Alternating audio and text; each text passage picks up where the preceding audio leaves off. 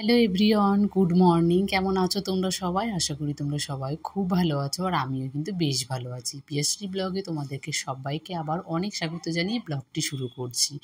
এখন বাজে ওই সকাল 7:40 মতো, তো এখন থেকেই তোমাদেরকে সাথে নিয়ে ব্লগটা শুরু করছি।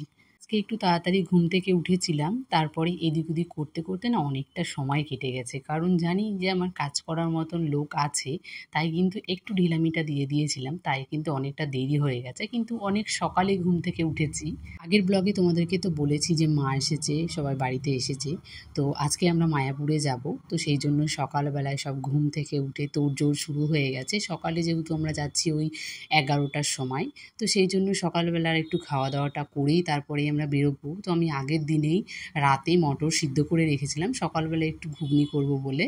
কারণটা কি বলো তো, ওই বাড়ি ঘর পরিষ্কার করে বাড়ির সম্পূর্ণ কাজ করে তারপরে সব কিছু রান্নাবান্না করে বাসনপত্র মেজে কোথাও যাওয়াটা না ভীষণ টাফের। সেই তোমার কাছে যতই 5জন 10জন লোক থাকুক, যত বেশি লোক থাকে তত বেশি কিন্তু কাজও হয়। সেই জন্য আমি কিন্তু সেই রিস্কটা আর নিইনি।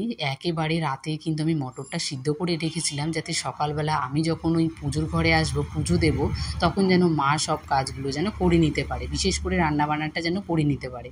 আর আমরা যেহেতু একটু দেরি করে যাব, আর ও কিন্তু অনেক তাড়াতাড়ি যাবে। কেন বলো তো? কারণ ওর অফিসে অনেক কাজ আছে। আগের দিনই বলেছিল যে আমি 8:30 নাগাদ বেরিয়ে যাব, তো আগেই আমাকে রান্নাটা করে দিও। তাই ভেবে কিন্তু আমি আগের দিনে মটরটা সিদ্ধ করে বসিয়ে রেখেছিলাম। তাহলে কি সকালে সিদ্ধ করে তারপরে সেটা রান্না করে দেওয়া 8:30টার মধ্যে পসিবল হতো না। তাই কিন্তু আমি আগের দিনই মটরটা সিদ্ধ করে রেখেছিলাম। তো এখানে আমি পুজোর ঘরে এসে বাসনপত্রগুলো সব মেজে নিলাম। জানো তো, টাইম কলে জল এসেছিল, কিন্তু আমি জলটা নিতেই ভুলে গেছিলাম। তাই এখানে একটু কলটা মা চালিয়েছিল, তাই আমি এখানে পুজোর জন্য জলটা নিয়ে নিলাম, তার সাথে খাওয়ার জলও কিছুটা নিয়ে নিলাম। যেহেতু বাড়িতে না থাকলেও এসেতে আবার সেই কাজগুলো করতে ইচ্ছে করবে না, তাই কিন্তু আমি বাড়ির কাজ কমপ্লিট করে তারপরে কিন্তু বেরিয়েছি। আর বাড়িতে থাকলে যতটা গরম লাগে, তার থেকে কোথাও যদি যাই তাহলে মনে হচ্ছে আরও 3 গুণ বেশি গরম লাগে। তো দেখো, আমার অবস্থা দেখে তোমরা বুঝতেই পারছো প্রচুর গরম পড়েছে। ফাইনালি তো আমরা মায়াপুরে পৌঁছে গেছি, মানে নৌকা পার করে দিয়েছি। তারপরে আবার ফোন করে বললো যে আমি এখান থেকে টোটো পাঠাচ্ছি, তোমাকে আর টোটো দেখে আসতে হবে না। তাই আমরা একটু দোকানে একটা দাঁড়িয়েছিলাম, তারপরে ও টোটো পাঠিয়েছে। তারপর টোটোতে করে আমরা দেখো অফিসে পৌঁছে গেছি। তো দেখো এখানে অনেক আয়োজন হয়েছে, আর আমার দেখে এত ভালো লাগছে।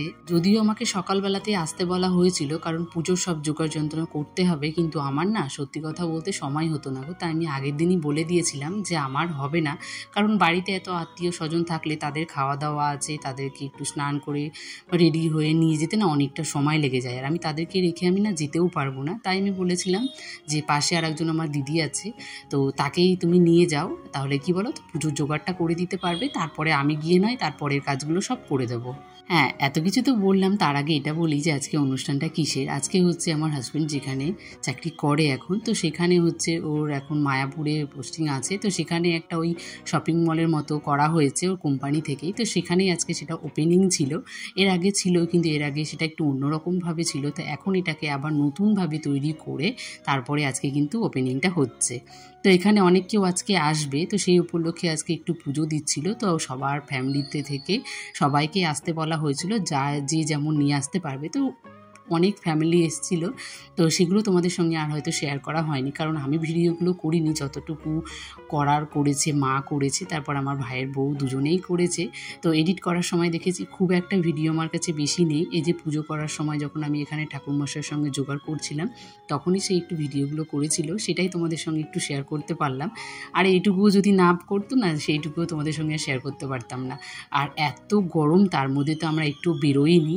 সেই যে এসে আমরা ঘরে ঢুকেছি, ঘরে আমাদের বলতে পারো আমাদের এখানে সারাটা দিনই কেটে গেছে। আর মাম্মাম তো বেরোতেই চায়নি, মাম্মামের খুব ভালো লাগছে, ঠান্ডা ঘর থেকে বেরোবেই না। মাম্মামের একটাই কথা, আমি এখান থেকে কোথাও যাব না, কারণ বাইরে গিয়েই না প্রচুর গরম। তাই মাম্মাম বেরোতেই চাইছিল না। তো মাম্মাম ওখানেই ছিল। তারপরে আমরা এখানে একটু খাওয়া দাওয়া করতে আসলাম, ওর পাপার কাছে ওকে রেখে দিয়ে এসেছিলাম যে তুমি যখন আসবা তখন ওকে নিয়ে আসবা। এই যে আমরা ইস্কনের মধ্যেই দেখো আবার আমরা টোটোতে করেই যাচ্ছি, কারণ অনেকটা রাস্তা হেঁটে যেতে হবে, ও সেটা রিস্ক নেয়নি। তো এখানে দেখো কারণ কি বলতো এত গরমের মধ্যে আর ইস্কনটা তো আর একটা ছোট্ট জায়গা না, অনেকটা বড়, সেখানে ভেতরে টোটো হয়, তো সেই টোটোগুলোই আমাদের ভাড়া করা হয়েছিল, কোম্পানি থেকেই সব ভাড়া করেছিল। তো সেখান থেকে আমরা যাচ্ছিলাম, আর তার মাঝখানে দেখো মাম্মামকে আবার কিন্তু দিয়ে গেছে, কারণ মাম্মাম ভীষণ কান্নাকাটি করছিল, থাকতে চাইছিল না। ঘরটা ঠান্ডা হলো কি হবে, মনটা তো ঠান্ডা হয়, সত্যি হেঁটে যাওয়া সম্ভব ছিল না এত দূর। তো সেই জন্য এটা কি বলো তো মাম্মাম, হরিণ তো মা, যে ভেতরে এই রাস্তাটা অনেকেই চেনেন, যারা যারা এসেছো তারা অবশ্যই চেনেন, আর যারা যারা এখনও এই মায়াপুর মন্দিরে আসোনি তারা অবশ্যই সবাই একবার করে এসো। তবে আমি সবাইকে বলবো গরমকালে কিন্তু কেউ এসো না, ওই শীতকালের দিকে এসো, কারণ গরমকালে আসলে না সত্যি খুব কষ্ট হয়ে যায়। যেহেতু আমরা বাড়ির কাছ থেকে গেছি, হয়তো সারাদিন ঘুরলে আবার সে বাড়িতে চলে আসতে পারবো, কিন্তু বাইরের থেকে যারা আসবে তারা তো সেভাবে আসতে পারবে না, আর তারা সেভাবে জায়গা হয়তো কেউ চেনে না, সেইভাবে জায়গা কখনো কেউ পাবেও না। তো আমার মনে হয় এই গরমকালে না আসাটাই দরকার, সবাই একটু শীতকালে এসো, তাহলে কিন্তু ভীষণ মজা হবে, আর সবাই একটু ঘুরেও অনেকটা আনন্দ পাবে। তো সবসময় তো আমরা মন্দিরের মধ্যে প্রসাদ খাই, তো এটা একটা প্রসাদের মতোই। তো এটা হচ্ছে কি বলতো একটা রেস্টুরেন্টে, এই নিরামিষই সব কিছু মায়াপুর ইস্কনের মধ্যে এটা রেস্টুরেন্টেই আমাদেরকে খেতে দেওয়া হয়েছিল, কারণ সেখানেই টেবিলগুলো বুক করা ছিল। তো সেই জন্য দেখো আমরা বসে সবাই খেয়ে নিলাম, আর টিফিনও মাঝখানে দিয়েছিল, কিন্তু টিফিনটা আর কারোর খাওয়া হয়নি, কারণ একেবারে সবাই ভাতটাই খেয়েছিল। তো মেনুতে অনেক কিছুই ছিল, একটা বড় একটা বেগুনি ছিল, ডাল ছিল, একটা 5 রকম দিয়ে একটা মিক্স একটা সবজি ছিল, তার সঙ্গে পনিরের কি একটা চিলি সসের মতো ছিল, একটু টক লাগছিল, কিন্তু আমার একটা খুব একটা ভালো লাগেনি। তার সঙ্গে ছিল পায়েস, মিষ্টি, অনেক কিছু ছিল মেনুতে, যেটা খেয়ে শেষ করতে পারবো না। তো খাওয়া দাওয়া কমপ্লিট করে তারপরে আমরা দেখো মাঝখানে একটু ঘুরতে এসেছি, কারণ ভেবেছিলাম একটু ঘুরবো না, কিন্তু ভেতরে ঢুকিনি, মন্দিরের বাইরেটা একটু ঘুরছিলাম। তো এখানে একটু সবাই দোলনা খাটছিল, আমারও খুব মন চাইলো যে আমিও একটু যাই, আর মাম্মাম তো ভীষণ খুশি হয়েছে এগুলো দেখে। আর এর সাথে কিন্তু একটা বাচ্চাও পড়েও গেছিলো আমাদের সঙ্গেকারই, মানে হচ্ছে সব অফিসেরই যারা সব এসেছে, তো সেখান থেকেই পড়ে গেছিলো, পড়ে গিয়ে একজনের মাথায় খুব লেগেছে। তো তারপরের থেকে আমরা ওখান থেকে চলে এসেছি, আর থাকিনি। তো এখানে দেখো সন্ধে হয়ে গেছে, আমরা বাড়ির পথে এখন রওনা দিচ্ছি, কারণ অনেকটা সন্ধে হয়ে গেছে আর প্রচুর গরম লাগছে, আর যেহেতু সকালবেলায় মা বাবা সবাই বাড়ি চলে যাবে, তাই মনে হলো যে চলো আজকের মতো যাই, আবার পরে না হয় একদিন আসবো, বাড়ির কাছেই তো ঘন ঘন আসাই যায় আমাদের। তো এখানে দেখো ঘাটের কাছে চলে এসেছি, সন্ধ্যের ভিউটা তোমরা দেখো। মাকে আমি এটাই বলছিলাম যে আমার খোপার মধ্যে দেখো একটা ফুল গুজে দিয়েছিল, সেটা কিন্তু এখনো আছে। চলো আজকের ভিডিওটা আমি এখানেই শেষ করছি। আজকের ভিডিওটি তোমাদের কেমন লেগেছে অবশ্যই তোমরা কিন্তু কমেন্টে কেউ জানাতে ভুলো না। আর দেখো সন্ধ্যের ভিউটা কিন্তু দারুণ লাগছে। তো আজকের মতো শেষ করছি, অবশ্যই তোমরা কিন্তু সবাই কমেন্টে জানিও, আর নতুন নতুন বন্ধুরা পাশে থেকে চলো টাটা।